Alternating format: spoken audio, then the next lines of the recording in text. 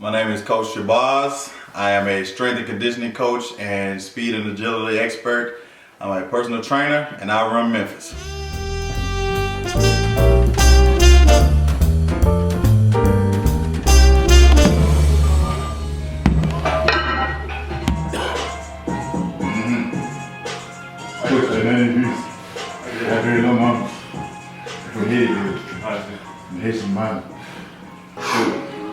Easy money, boy.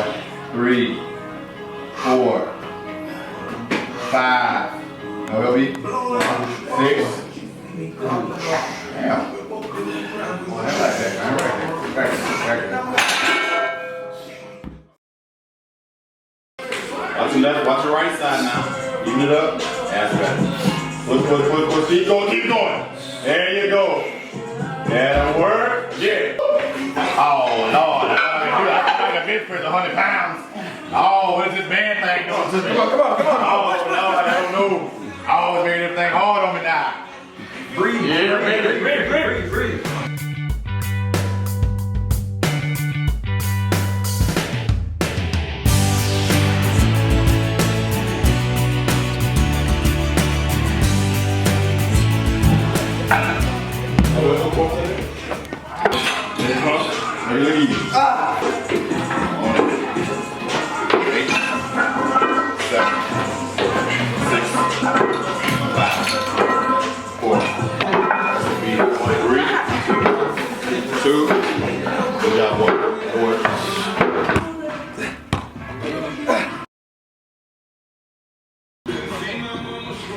I attended Chattanooga High School, graduated in 1999.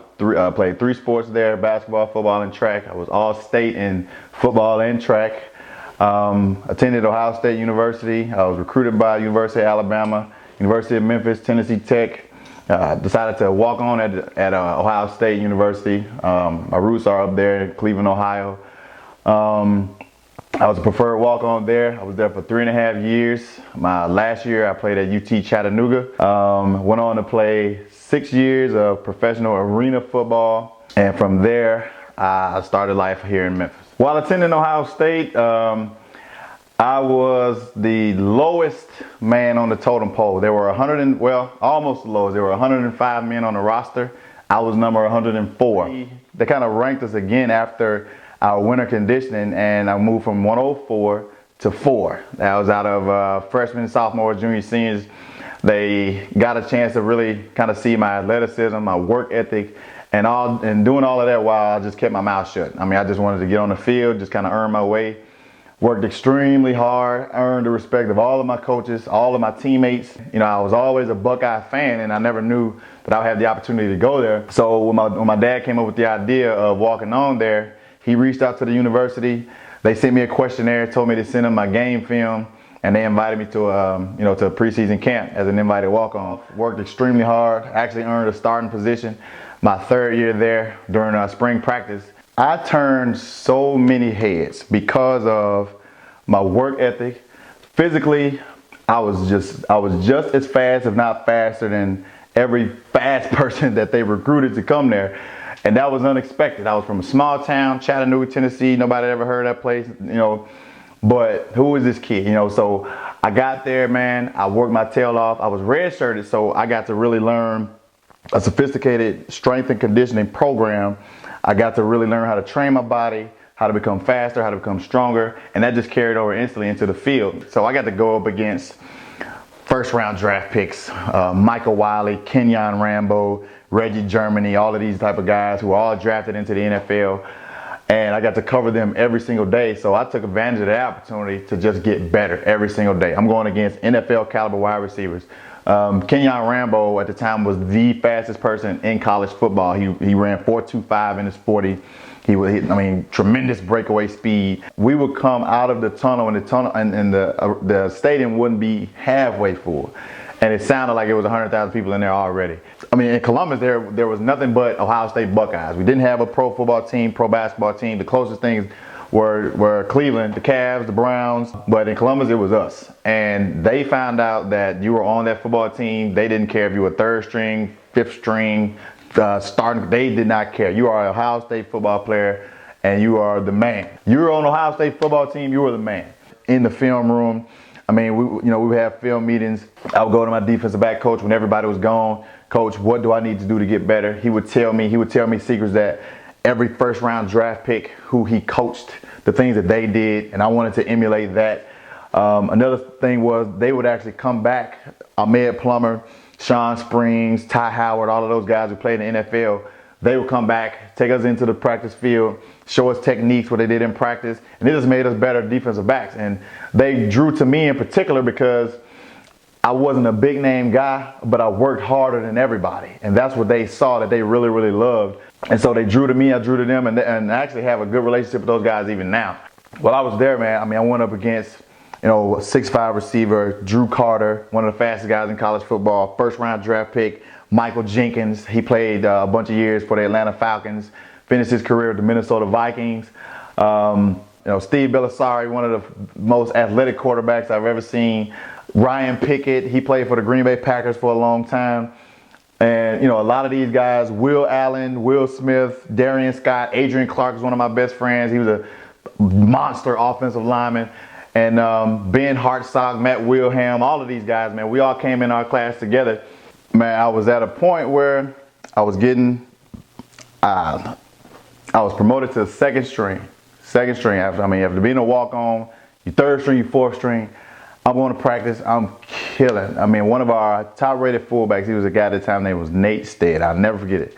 One play kind of changed and kind of really put me out there. He ran a toss sweep. There's a fullback about 6'3", 245. At the time, I'm 6'1", 195. And all of a sudden, I'm a down safety in cover 3. They run a toss sweep, and it's just me and him. And I'm like, boy, you better man up right now. This is your shot. And we going right at the sideline, and he turned upfield and coming right at me, and all of a sudden, just bam! And everybody, oh, Shabazz, oh! Everybody lost their mind. Ball flew up in the air. Nate flew into the doggone, there was a fence that was kind of close to the sideline.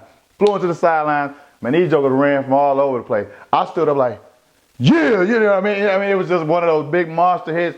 From that point on, I think in the very next practice, starting quarterback, they still put me with the 2. Starting quarterback drops back, throws a little quick out route, boom, I pick it off. Didn't matter whether it was a toss sweep, I'm blowing that up. It don't matter if it's an out and up route on a 6'6" receiver, throw the long ball, I'm picking that off.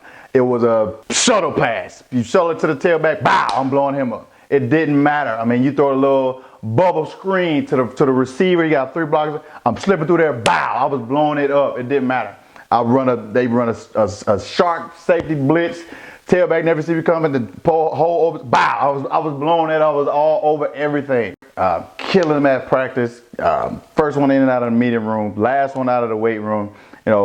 Everybody's taking notice, whether it's the cheerleaders who would stop and walk through practice, or the media guys, or just guys on campus. My teammates were definitely taking notice. The coaches taking notice. Dad, I killed him at practice today. I'm calling chat. Mom, I was killing him at practice. My brother at the time, he was playing at UT Chattanooga. He was playing college basketball. I'm calling him, bruh, I was working him at practice today. I got a pick 6, blah, blah. He's at home in chat. He's telling all his teammates, man, my little brother at Ohio State, he killing them. And the best part about it was nobody saw it coming. I mean, nobody saw it. They didn't know who I was. I wasn't recruited. But this kid out of nowhere is just blowing stuff up all over the place. I was riding high. I was on the only kid in Chattanooga who was repping Cleveland, Indians, Browns, Cavs, and my college team was Ohio State. All the perks that came with being a college football player at a high level. I mean, we're at football mecca. We're at Ohio State. So the knocks on my door, they started. I opened the door, cutie at my door. You know what I mean? The next day, I get another knock on the door, and there's a couple of them this time. I go out and walk into practice. Car pulls up. Hey man, need a ride to practice? Old white man. I don't know you, buddy, but I got a ride to practice. Me and my boys, we got on our warm-ups. Kids swarming out of everywhere. Swarmed us. We signing autographs. Girls coming, want to take pictures. And mamas, we doing the political thing. We kissing babies and shaking hands. I mean, we were riding on cloud 9,000.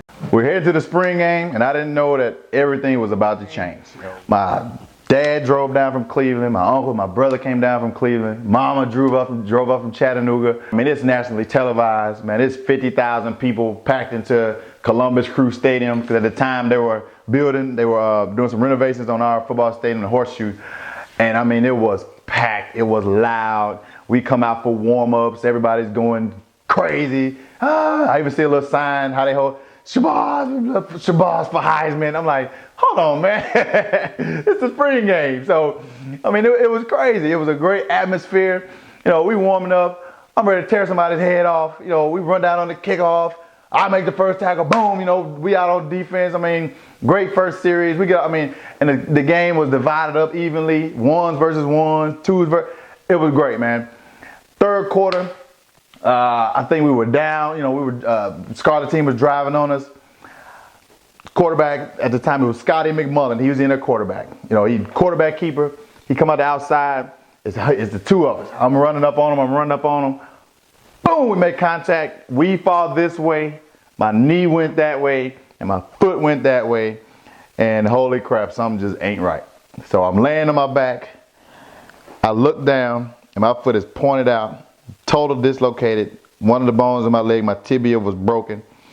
It was separated. My tibia, my fibula was separated. There was a ligament that attached the two. It was totally torn all the way up. My teammates on the field, before I even looked down at my foot, man, my teammates were on the field. They were screaming. They were, trainer, Coach Raheem, he's hurt. Raheem, he's down, his foot. I didn't even look at it at this point. I lift my leg. I look down. I just put it down and just crossed my hands over my chest and said, damn, that's it. Man, it seemed like at that point, the world everything just slowed down, just totally stopped. Coach Mel Tucker, loved the guy to death. He was my defensive back coach. He walked out on the field. Coach Tressel, he came out on the field. First thing I asked Coach Tressel, I said, man, did my girlfriend see that? He was like, she probably did, son. I will never forget that pain. He tried to pull it the first time. And he said, all right, we got to try it again. I said, wait a minute, what do you mean we got to try it again? So he pulled it out of place, twisted, boom, I was back into place. Came out with the air cast. My boys all walking around, they head down. I'm still thinking, all of this work, and it's over with right now. Coming from 104 to starting, you know, defensive back, it was all for nothing because of this stupid, crazy injury. You know, they put the air cast on my leg, carted me off. You know, I'm trying not to cry, so I'm stone-faced. I was just sick to my stomach. You know, we get back to our training facility.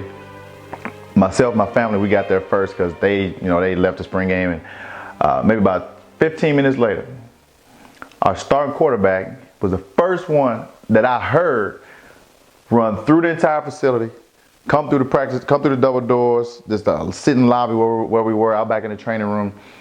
Where's Raheem? Where's Raheem? Where's he at? Where is he? And that meant so much to me, man. And you know, we still try to keep in touch a little bit over the years. But great guy, man. He, he was one of the first ones to check in on me. You know, I was kind of inconsolable at this point though, because I felt like my dream had just kind of came to a screeching halt. Started my rehab process. Tried to come back too soon. Couldn't. Moved back home. They welcomed me with open arms in Chattanooga. Some of them did. You know, some of them didn't. Some of them thought that, you know, I was a prima donna because I was leaving from Ohio State, coming there. I was quiet, didn't really talk a whole lot. You know, that was just my personality. But they kind of read into that very, very wrong. You know, but, I still had my same work ethic, man. I worked my butt off.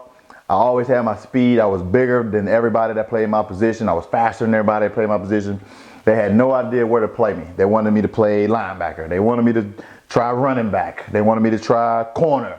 They wanted me to try safety. I played every special team there. You know, I was on the field, you know, making tackles, blah, blah, making plays, blocking punts, all that good stuff. So I finished playing my college football career there. And that's when I got ready to transition into playing professional football. I started playing semi-pro first because after our pro day, I didn't really get a lot of looks, and it was because I only played special teams. I didn't really play a certain position. I didn't have a lot of film playing a position, so I figured I would go another route so that I could show pro scouts that I had what it takes to play at the next level. So I played a team called the Tennessee Pioneers. They were a semi-pro team. I had the same dilemma there that I had at UT Chattanooga. I was so big, strong, fast, quick, blah, blah, blah, that I didn't know what position to play me at, so they played me at linebacker.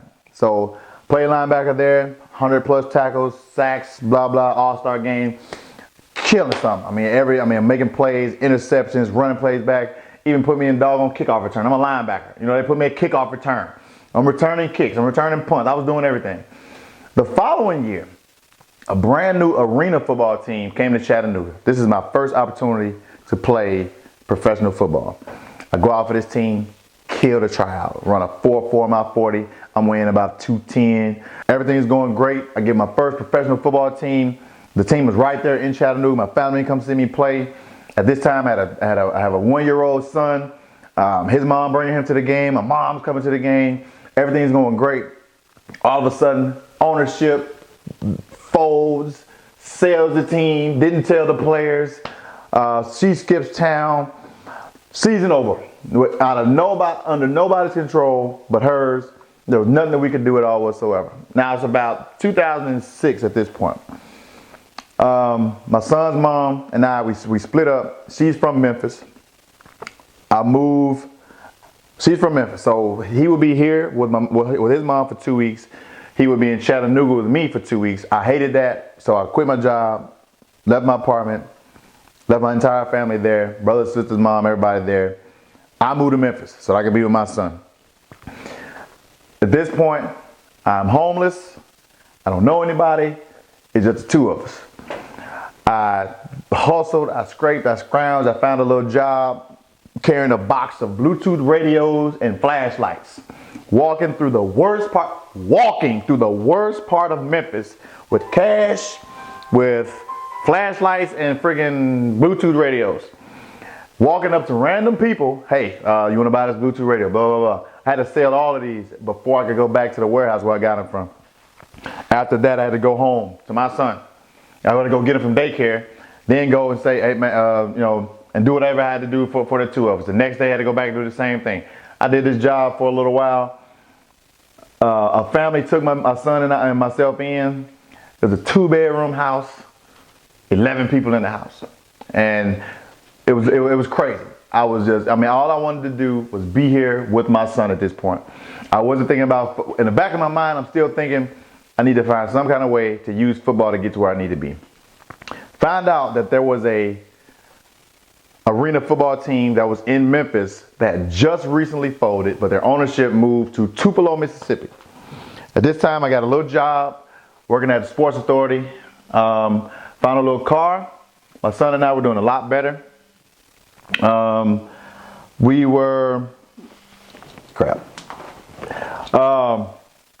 I'm driving back and forth to Tupelo, 90 miles, go to practice every day, go to games.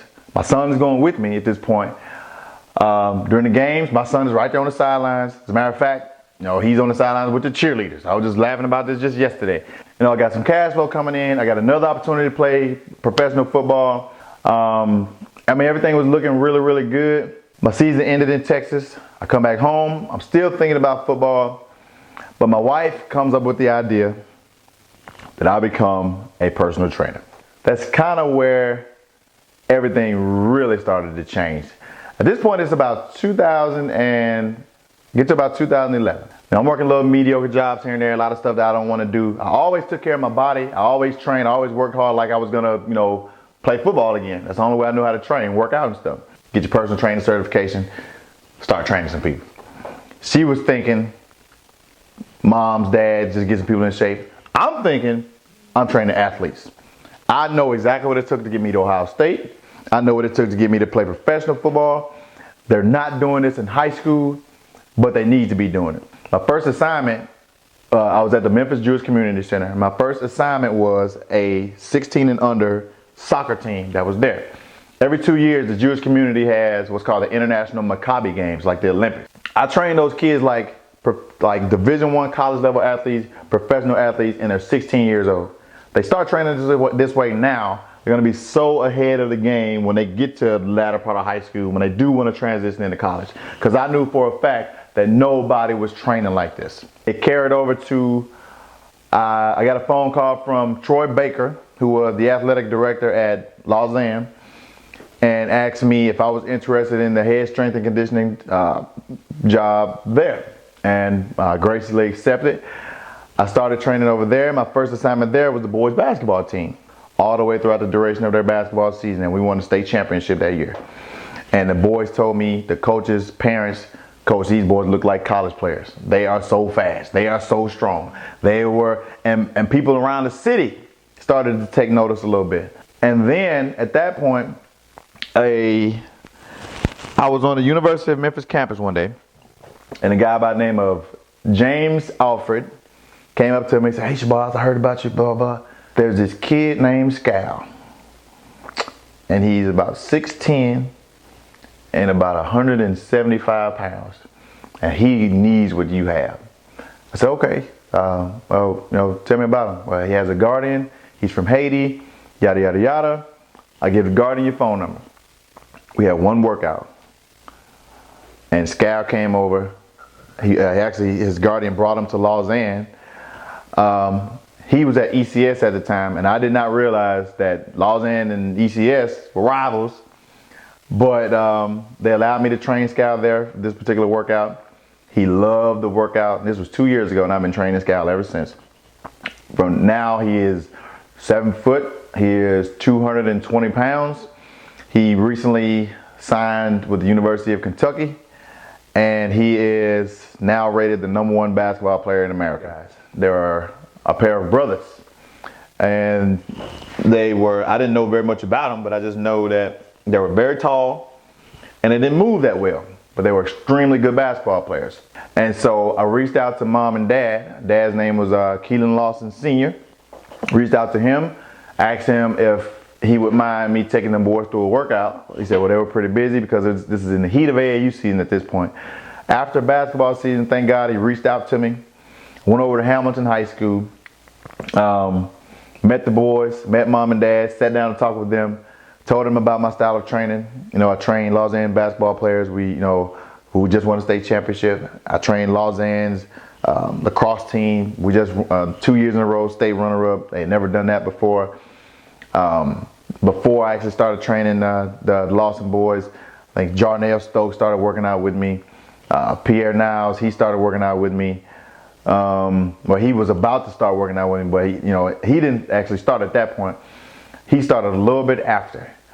A lot of high school players from around the city, they found out about what I was doing. They saw a difference in what a lot of the players that were training with me. Right before I actually went to Hamilton to start training Diedrich and KJ, I was training Ridgeway High School's basketball team. Physically, they were making tremendous strides, and they just liked my style of training because it was different. I took a different approach physically.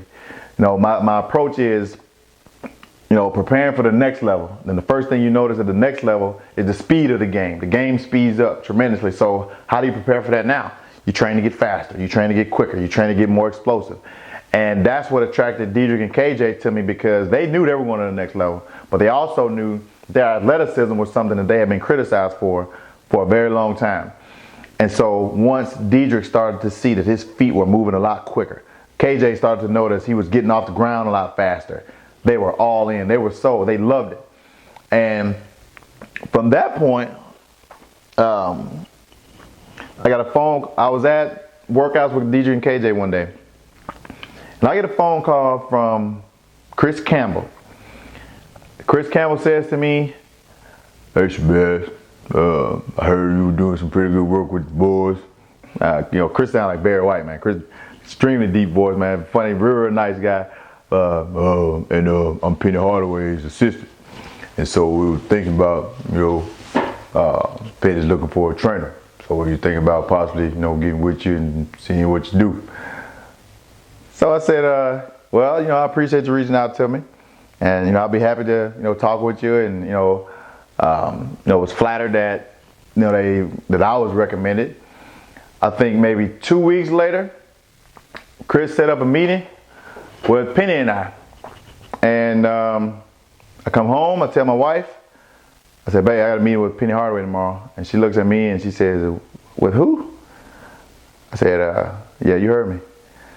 And she says, baby, you have no idea how my family feels about this man. Because Penny looks exactly like my wife's brother, my wife's older brother. They were born on the exact same day, but they're 2 years apart. And not only that, but extremely great basketball player, Memphis icon. I loved watching them play myself. But I had no idea that shortly after we met, we hit it off. We started working out together, started training him, started training Chris.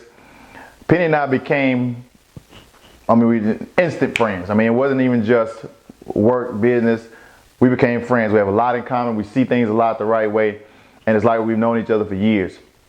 At this point now, I train him every day. Well, not every day. Monday, Wednesday, Friday. He either comes to my house or I'm at his house. He's done a really good job keeping his weight down. He's adopted a diet plan that fell in love with. Totally transformed his body. Shout out Luther Freeman, 30-day transformation. But Penny since then has been doing a great job staying on top of his weight, his strength training, his conditioning. He's a total fanatic about taking care of his body at this point. Now with him, it's about just being as comfortable as you can, as pain-free as possible, as mobile as possible. The very first day that I met him, I told him, I said, man, I don't give a crap how much money you have or what you've done. I'm gonna charge you just like I charge everybody else. I'm not going to try to break the bank with you because you have it. I don't know what you got. I charge $50 a session for one-on-one personal training. I charge a discounted rate for 2 guys. It's 2 of y'all. I'm charging y'all a discount. Let's go to work.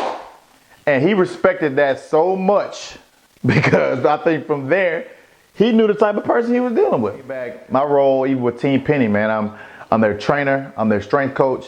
I'm in the background all day long. I'm the guy that's getting them loose. I stretch them out. Guys get hurt, they come to the sidelines, they see me. I love my position as a strength and conditioning coach, as a personal trainer. The things that it took to prepare me is what I want to instill into them before they get to that level. I didn't know that I need how to train my body to become faster and stronger until I got to college. You train for that now as an 8th, 9th, 10th, 11th grader. And when you get to college, it's not going to be nearly as a shock as it was for some of us that didn't have the experience until we got there. I'm telling my kids, look, man, my girls, they don't pick nothing up. Y'all clean this stuff up. My girls, they don't pick anything up. Y'all better open the door for them girls, man. Y'all better show some doggone respect. My mama is around here. Don't be playing music with cussing. Adults are in the room. Watch your doggone language. Have fun, but be respectful. All that stuff, man. Because it's not about just being in shape. It's about being a good person and being able to make good decisions. And, putting yourself in a position to be successful long term. Whether you want to transform your game, whether you want to transform your lifestyle to just become healthy, just to live right, man. If you are struggling with diabetes, osteoporosis, if you're struggling with osteoarthritis, any of these issues that have affected millions and millions of people every single day, reach out to me. I train any and everybody, and I will help any of you guys get better. You can reach me on Instagram, Team Shabazz1, on Twitter, Team Shabazz9. My website is shabazzfitness.com. You can reach me via email on there. Shout out Team Shabazz, Team Penny, love you guys. East High School, love you guys, man. Do it for this.